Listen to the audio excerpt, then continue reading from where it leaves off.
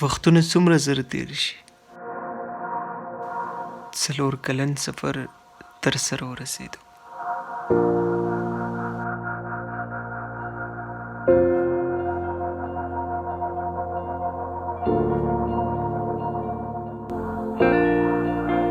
اوس هم راته هغه سهار یاد دی چې د کالج اولنۍ ورځ وه. خوشحاله هم وم،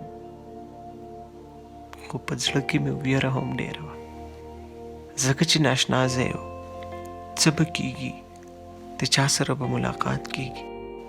ځان مې تیار کړو، کلاس ته راغلم.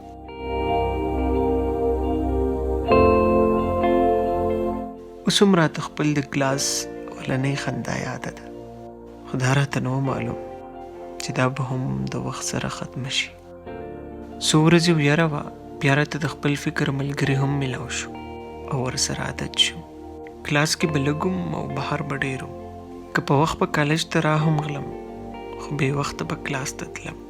10 منټو کې ځان تیارول مې هم له دغه ځایه زده کړه.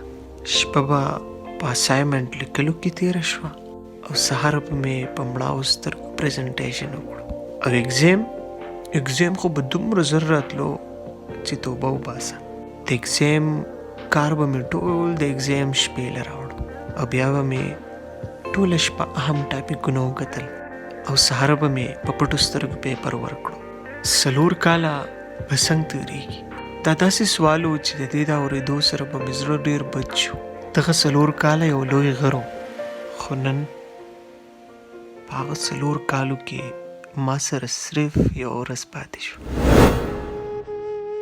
نن هر څه ډېر بدل دي.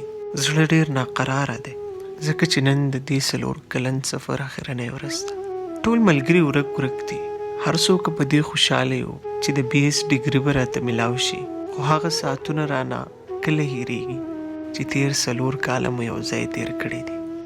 هغه ټول شرارتونه، مستیانې، جنګونه او بیا یو بل سره روغه، د استادانو مینه او د خوا هغه ملګري چې را سره اوس نشته. دا ټول اوس تش یادونه پاتې شول. بېشکه نن ورځ ډېره ګرانه ده، ځکه چې موږ ټول به د یو بل نه بیل شو او زموږ ملګرتیا به تش کال او میسج ته پاتې شي. نن که د ملګرو سره لږه خوشحالي هم محسوسېږي، خو د خوشحالۍ نه زیات د بېلتون غم دی. نن هر کلک زړه نرم دی او هغه چا هم وژړل چا چې به ویل موږ له ژړا نه راځي. خو خیر، 4 کلن سفر ختم شو، ملګرتیا نه ده ختمه. بېشکه میلاوېدل ګران شو، خو یادونه خو شته او دغه یادونه به ټول عمر له ژوندي وي. زه به خپل ملګري تر عمره یادوم. د خدای په امان. چې کډای را ټول کړه صنم د کلی لاړو،